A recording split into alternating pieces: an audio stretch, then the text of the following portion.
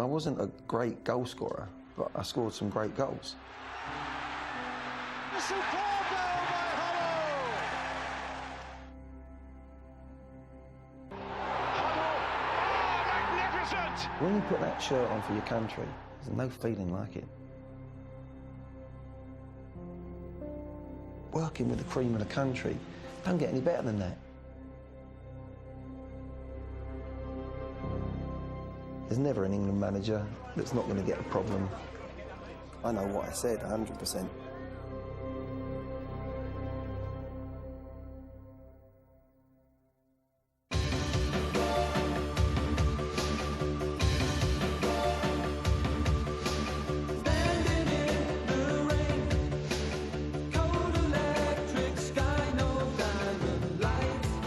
Hoddle! Glenn, hi, you all right?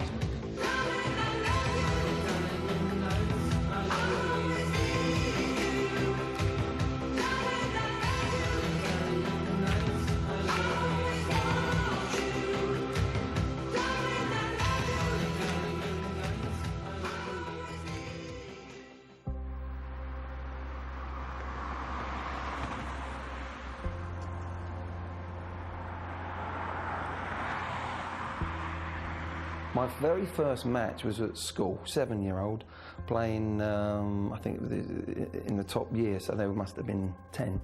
So I was playing sort of, you know, underage. I was just a wee little one out on the wing. So even age 7, they played you out of position? I didn't realise it was going to be like that for the rest of my life. I was obsessed with football. It chose me, really. I had no thought of schooling or anything like that. As I got older, it was, can I get out of this classroom and go and play football? He'd be doing a commentary on a football match, and the P's would be the players and the referee and that, you know, and he would... I just couldn't believe what he was doing on a dinner plate. What, he's playing with the peas? He was, instead of eating his dinner, he was talking, having a commentary with the peas. He was putting them in different positions. The peas were players, and there was a ref and a... Yeah. Oh, dear. Fanatic he was. Unbelievable. Absolutely. 4, 5, 6 years of age, I could play with both feet, left foot and right foot. If I took a penalty or a corner as a kid coming through, it'd always be my right foot. But if I dribbled and took someone on, I'd feel more comfortable on my left foot. I knew I had something because I was playing 2 or 3 years always above my station and excelling. I played with my dad for one season. I was 15 and I went into the men's league, and he was playing centre half and I'm playing centre midfield, and I remember calling him Dad on the pitch, and he came up and he said, "Son, I'm not on the football pitch, call me Del, call me Derek." So when we got back Sunday lunchtime, I said, "Del, pass the salt." He would clip me around the ear and said, "Here, you call me Dad." So we had a bit of banter, but it was lovely. So I think it was when I played that season with the men, and I thought, wow, you know, this is, I can deal with this, I can cope with this.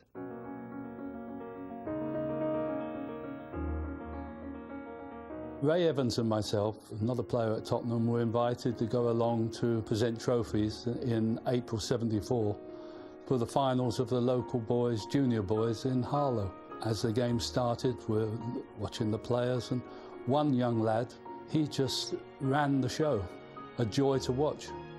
I made a point of going in to see the chief scout at Tottenham and just raved about this young lad that I'd seen on the Sunday. It was just mind-blowing. When I was 16 and I was an apprentice, you felt as if this ground was a home, really, and you were looking after it. We had to do the dressing rooms, and we had to do the boot room, we had to clean all sorts of things. I remember me and another guy, Gary Himes, we had to clean the cockroach over my shoulder. On the top there, we actually went up, there was a ladder that we got up to, and we had to polish it, and it was a beautiful day, glorious sunny summer's day, and it probably would have took us an hour, but we came back about 6 hours later, absolutely like beetroots in the sun, with just sunbathing for 4 hours, I think.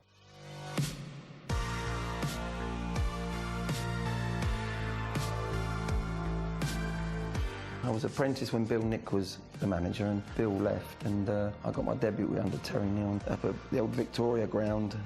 That was something special, and Martin Chivers was playing, you know, he was a hero of mine as a kid coming through, and players like John Pratt, who coached me at 11, 12, and then to go and play with him was sensational. And as this ball came out, I remember Pratt saying, "Hit it, Hod," and it was on my left foot, and I just struck it. Hoddle now. Oh, gracious me. That was superb. It just came off the foot beautifully, past Shilton. It was like I was dreaming it. This doesn't happen, does it? You know, I'm thinking, I can't believe it. I've got Martin Chivers giving me a cuddle because I've scored. Of course we go up to him and jump on top of him. That was his first goal for Tottenham. The first of many, it turned out. Well, I was obviously pleased, you know, especially with the goal, and pleased with me performance, you know, right up till sort of the last 10 minutes. I give a few balls away, you know, but which is a little bit understandable first game, you know, but particularly pleased with the goal. I was very shy as a kid, really. I wasn't sort of outspoken. I wasn't, you know, I think looking back, I wish I'd become more arrogant. I learned that as with experience. As a youngster, I just did what I did, and people admired what I did. Martin Chivers said to me a few games later, he said, "Glenn, you're going to get yourself, you know, you're going to get yourself to a level that's going to be near the top. I'm sure of it," he says, "I can see it." He said, "But getting there is one thing. The hardest thing is for you to stay there, and you need to stay there." I forced myself to be as perfect as I could be, left and right foot, and I think that's the standard you have to set. So perhaps the misconception of Hoddle, the wonderful talent, who it all came to so naturally, without any effort whatsoever. No. Talent is not enough. It's not enough when you're going to try and go to the top in any sport. And it's a strange old saying, but it's true. What you put in, you'll get out. So if you don't put enough in, don't matter what talent you are, you'll fail in the end.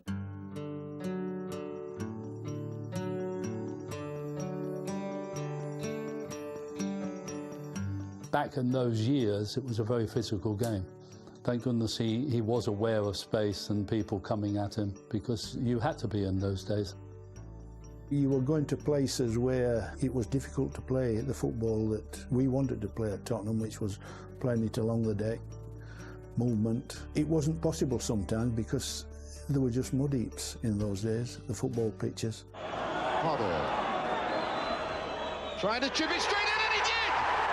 Hoddle! It was so hard for a creative footballer to play in the era that I played. Everyone was playing 4-4-2. The ball was lumped in the air more than ever, where somebody could pull you down 3 times before you got a booking and could kick lumps out of you for a couple of times. So for a creative footballer in England, when I played, it was you're swimming against the tide. You have to have character. It was a very aggressive game when he came into the team, and weren't conducive to actually his style, but his confidence overrode all of that. An aggressive opponent, a bad situation, he just drove through it with this super confidence. I'll never forget it. Main Road, we lost 5-0. I was in tears in the dressing room. As a kid, it was my club. And to think that I was a part of a team that took them down, that hurt. That really hurt. And then we managed to get back up the next year. We had a good year with Keith Birkinshaw, and then he got Ozzy and Ricky to come, and it took a bit of time. But that, I learned the hard way first. So when I in 81, when we won the Cup, and 82, and we had success in the UEFA Cup, that meant 10 times as much because of what I experienced getting relegated first. Clear. Oh, what a great goal! We arrived in 1978 with Ricky, so we were training with the team, and I have to be perfectly honest with Ricky, we were not very impressed with the quality of the team. But we were very happy. I mean, I think I talk for Ricky as well. We were very happy that we found somebody that speaks our same language. I don't mean Spanish or how we were speaking English. We talk in the same language footballistically, and of course that was Glenn. I would say that the team was built around Ozzy and Glenn to a certain extent. They were both very, very good players. I think we complemented each other quite well, and I knew exactly what he was going to do. He knew exactly what I was going to do, and that was a kind of, without really working, just happened. I wanted to see intelligent passing, intelligent movement, trying to play the football that I knew the spectators wanted to see. 24 for Tottenham, including Archibald, who's in here. Villa scores! I thought Glenn was easily our best player. Ricky Villa was the one that everybody talks about, but I think if you looked at the game as a whole, Glenn was instrumental in us winning that game because he was so good that day. He knew how important that first trophy for us was. Having been, you know, a star-studded team in the early 70s, 60s, 50s, then going into relegation, we needed to win a trophy, and that would put us back on the star stage, and that showed in that performance. So he had everything that day. Unbelievable. You know, I'll never forget this night as long as I live. I mean, it, you know, as I said, it just hit me. You know, I just broke out in tears. Just couldn't believe it. And what more can you say? I'm a bit overcome at the moment.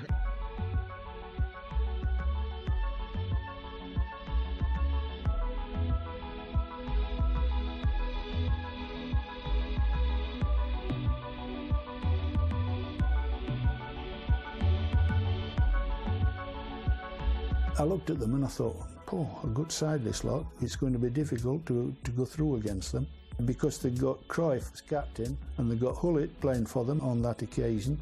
Cruyff, before the match at Tottenham, which was the first one, he said that he felt that Tottenham were a struggling side and Glenn Hoddle was a fancy Dan sort of player. And I think this helped me because Glenn read this. And he went out there, and I've seen him more determined, I think. I played several times against him, but the most important thing was when I was in my last season with Tottenham and Feyenoord. We lost the game, but he played a very good game. I just had one of them games, and within 45 minutes, I think I created 4 goals, and we were 4-0 up at half-time. It was almost like he'd said, right, I'm playing against Johan Cruyff, one of the greatest footballers that's ever lived. I want to show him how good I am, and he did. He was, wow, it was poetry in motion. At that time, it was quite normal that if you see something who's outstanding or plays well and all these sort of things, you go in and say, hey, good luck, keep going. He came in after the game and shook hands, and that meant a lot to me. I came to Jersey, they said that he was a good player, so I always gave it away after the game. So I thought he deserved it. That, for me, as a personal performance, was my best performance for Tottenham, yeah. But there were wonderful times, because we won things, but we actually it was the way we played. I think the way we played, we looked forward to playing. You knew that you had good footballers around you. You just felt you were going to win every time you went out on a football pitch. And we had that for a few years. And I remember the joy that all the players got when he made his England debut. And now Hoddle. Oh, magnificent! When I scored, I didn't know where to run. I jumped in the air, I think. But again, a proud moment. Yeah, I enjoyed it. Best moment in an England shirt? Oh, it's got to be that. It's got to be that. It was what dreams are made of. It'll drop now for Hoddle. Oh, sensational! I personally believe that he should have been made the focus of the team. I believe that England should have done that. It was a real pity that it didn't happen. The England team should have been built around Glenn Hoddle, you know, and I'm convinced that we would have been a far better team and far more successful team. I feel that, you know, in every side in the world, if we're going to do anything, there's got to be players with skill and with flair. Players like myself should be given a chance, because until we start matching teams that have got this ability, you know, we're not going to really be the nation we should be in football terms. I don't think that the people that ran the team saw just how good a player he was. He was the best in England in midfield at that time, easily, I felt. I think the Glenn style was too easy to criticise and pick on if you got beaten. I do smile when people say I was a luxury. Well, for me, I always knew that luxury player was the fella that kept giving the ball away and couldn't use it. That's a luxury. So it did make me laugh, actually, that that I was lazy or I was only played when we had the ball. Absolute garbage. It was just the way it was in them days. If you were a skillful player, there had to be a doubt about us. I think Platini said, and Ozzy said to me, Glenn, you should be way over 100 caps. You know, they don't trust you in this country. It's stupid. But I was very proud of the 53 that I got, I must say. Not bitter about your England career? No, not at all. How can you be bitter about playing for your country? But only 53 occasions when so many great players Platini, Yeah, our dealers have said about you, you should have had 150 caps. How can you not be bitter? No, not bitter. Not bitter, no. Perhaps frustrated that maybe if I was born in a different country, I would have had that, I think. I really would have done. But when you put that shirt on for your country, and as a kid you've watched the 66 World Cup, and in the 70 you've cried your eyes out when the Germans come back and beat us 3-2 as a little kid, to actually do it yourself, put the shirt on and go out and play, there's no feeling like it in the world. It really isn't. Then Hoddle takes! What a great chip into the top corner! I wasn't a great goal scorer, but I scored some great goals, which people remember. They still come up to me in the street now, and they remember goals. There's a Man United volley that is my personal favourite. Played a quick 1-2, and before I knew it, I was in the air and I'd volleyed it and that was special to me. And there was another volley in the same season from Notts Forest when the ball never touched the ground. Long kick out, flick on, Glenn volleyed in the top corner. And it falls for Hoddle! I think the chip at Watford, everyone comes to talk to me about that one. Nobody was expecting it. He's just dinked it over the goalkeeper from nowhere, and they were flabbergasted, I think, at Watford. The rest of our team were as well. There is another one that comes to mind, I suppose, is my last game. I mean, if you wrote a story, 13 years, going there at 11, and your last game at White Hart Lane, I scored a goal from my own half, or I dribbled right the way through, went round the goalkeeper, and stuck the ball in the net, and I just blew a kiss to the fans as if, like, I'm going to Monaco, but that was for you, sort of thing. I couldn't have written it any better than that.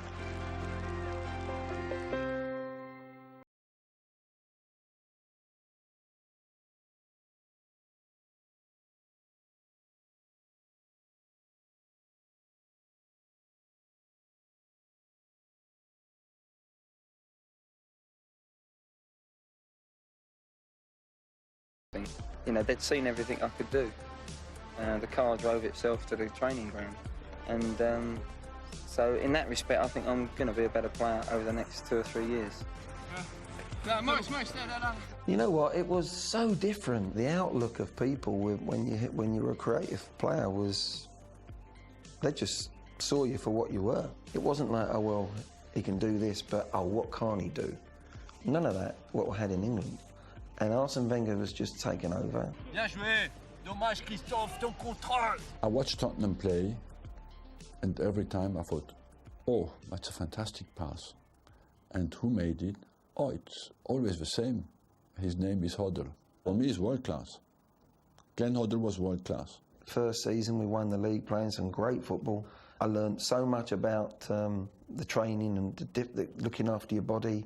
The amount, I mean, the first training session, I remember me and Mark Hateley would have a 2-hour session, and we were absolutely blown away. It was a really tough session, and me and Mark went to walk off, and Arsene called us back and said, no, we do a warm down. And I said to him, what's a warm down? I've never done one of them before.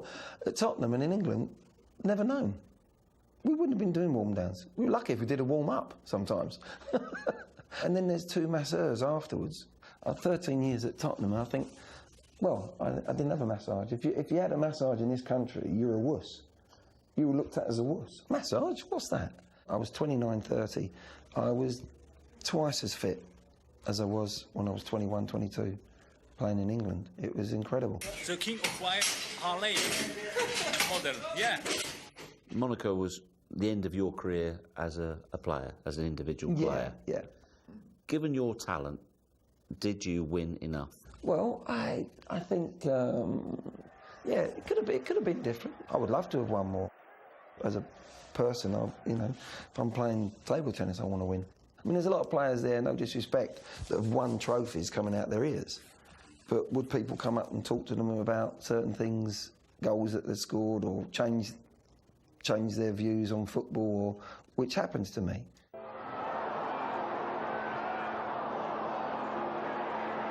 The way I played football, I affected people when they watched me play. They wanted to watch me, they wanted to emulate me, like I wanted to emulate Bobby Charlton and George Best. They saw something in me that made them play football, made them support a club. And that is as important to me as a medal. every game was like a Pandora box. You went to see a game and you never knew what he was going to do, but you know that he was going to do something better than the week before and so on. So he's absolutely very much in the very, very top. People adore him.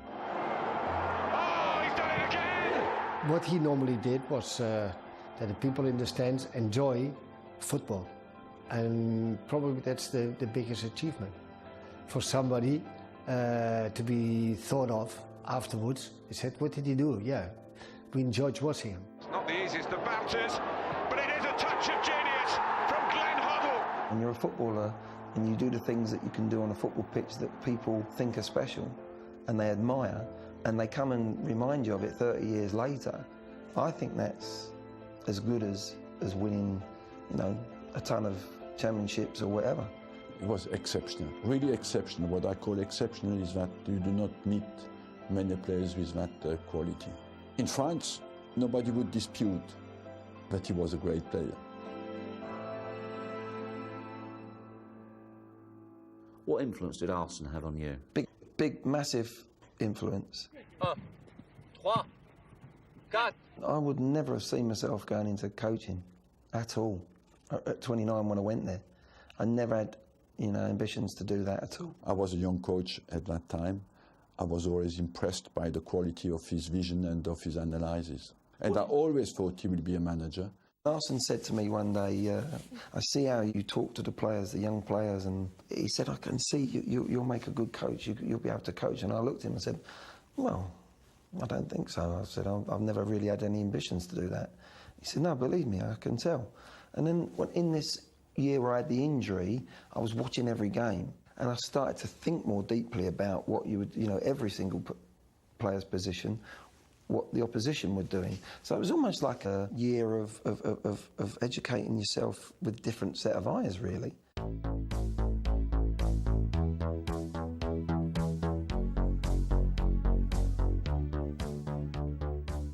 Anyone asked me about Swindon, I just smile. My first thought is a smile.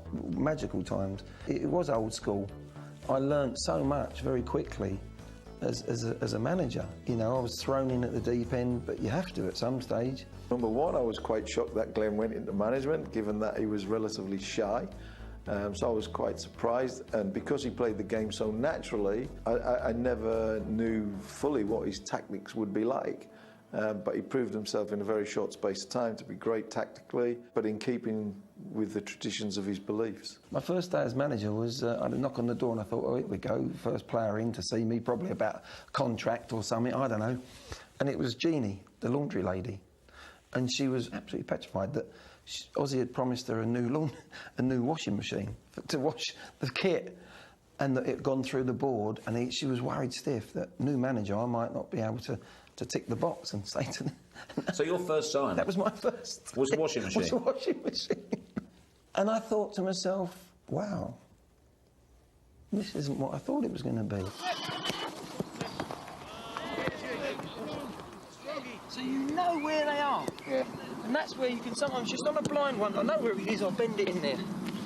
You know? Go on in you go.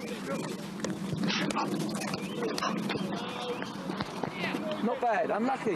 Don't mind that. I think there were doubts about his man management. When Glenn trained with him, they would have been in awe of this man's ability. Someone that can play like that can give me instruction all day long. There's lots of stories float around about this, that and the other, Glenn getting frustrated, but no, I never encountered Glenn ever saying anything to me in a frustrated manner because he could do it and I couldn't. I have heard stories about that, but I never detected it. We caused our own problems in trying to overplay in the wrong areas. Second half, inside there. I'm saying to you, you said you had plenty of time, Gaffer. I'm saying, would you like it from there to you on the penalty spot with a fella coming at you? If it's tight, we don't give it. You're just saying that, and you give it to me when it was tight. No. Yeah. I was in my own penalty area there, tight. That's right. No, you come away here. You had the ball on your outside of your left peg. You come here. The man, Alan was coming from there, and I've set it up there. And I've pulled off here for you. You've laid it back to me on there. The two men have run at me. Alan's come past you. onto me. I've gone to whack it. And you come inside. Yeah, right. that's the point I'm You saying. should have whacked it away first if you're saying this was causing problems for us. You caused the I'm problems for saying me. the second and third man is causing the problem. I had my beliefs in the way I wanted to see the game played, and it was 99% of the time along exactly the same lines as Glenn's. But if Glenn came up with an idea that I didn't agree with, I would have my say, and if Glenn didn't agree with me, we'd have his say back. Couldn't you